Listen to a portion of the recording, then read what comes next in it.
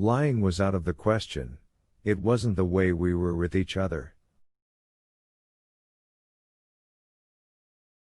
I just told her it was best she not know, at least for the time being.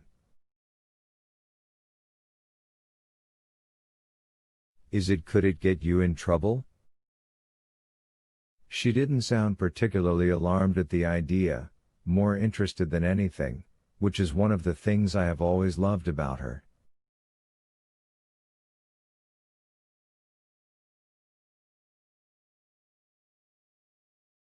Maybe, I said.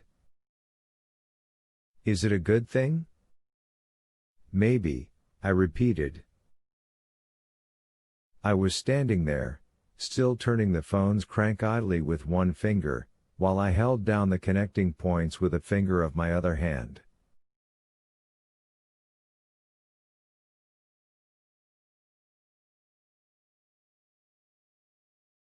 Would you like me to leave you alone while you use the telephone?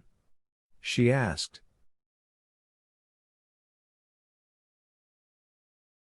Be a good little woman and butt out? Do some dishes? Knit some booties? I nodded. That's not the way I'd put it, but... Are we having extras for lunch, Paul? I hope so, I said. 9. I got Brutal and Dean right away, because both of them were on the exchange.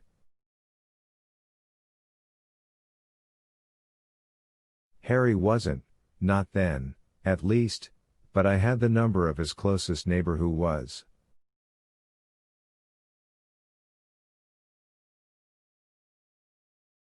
Harry called me back about 20 minutes later, highly embarrassed at having to reverse the charges and sputtering promises to pay his share when our next bill came.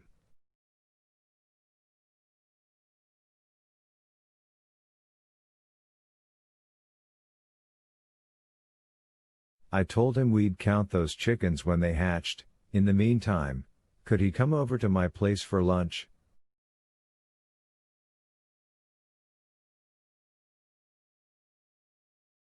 Brutal and Dean would be here, and Janice had promised to put out some of her famous slaw, not to mention her even more famous apple pie.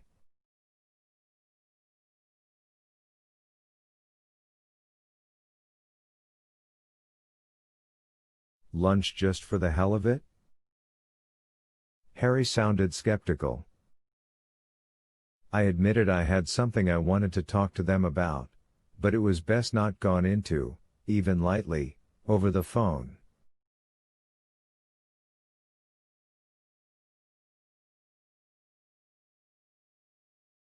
Harry agreed to come. I dropped the receiver onto the prongs, went to the window, and looked out thoughtfully.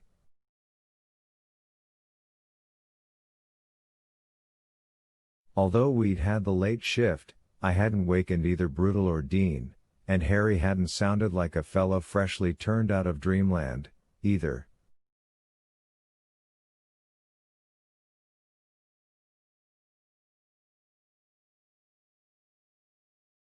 It seemed that I wasn't the only one having problems with what had happened last night, and considering the craziness I had in mind, that was probably good.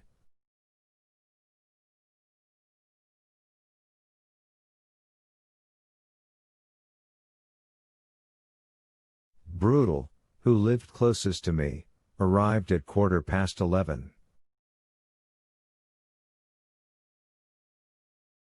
Dean showed up 15 minutes later, and Harry, already dressed for work, about 15 minutes after Dean.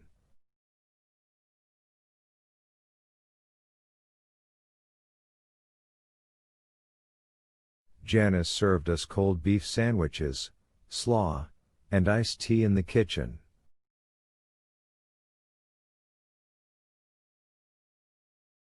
Only a day before, we would have had it out on the side porch and been glad of a breeze, but the temperature had dropped a good 15 degrees since the thunderstorm, and a keen-edged wind was snuffling down from the ridges.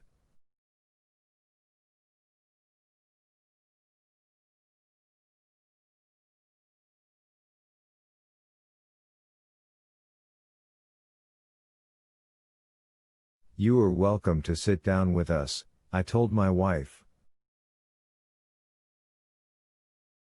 She shook her head. I don't think I want to know what you're up to, I'll worry less if I'm in the dark.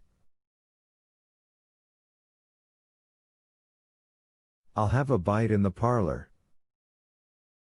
I'm visiting with Miss Jane Austen this week, and she's very good company. Who's Jane Austen? Harry asked when she had left. Your side or Janice's, Paul?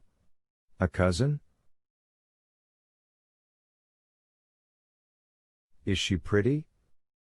She's a writer, you nit, Brutal told him. Been dead practically since Betsy Ross basted the stars on the first flag. Oh. Harry looked embarrassed. I'm not much of a reader. Radio manuals, mostly. What's on your mind, Paul? Dean asked. John Coffey and Mr. Jingles, to start with. They looked surprised, which I had expected. They'd been thinking I wanted to discuss either Delacroix or Percy.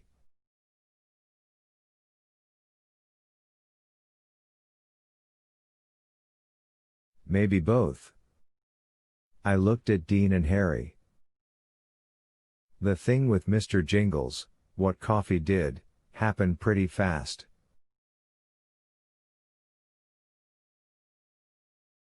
I don't know if you got there in time to see how broken up the mouse was or not. Dean shook his head. I saw the blood on the floor, though. I turned to Brutal. That son of a bitch Percy crushed it, he said simply. It should have died, but it didn't. Coffey did something to it.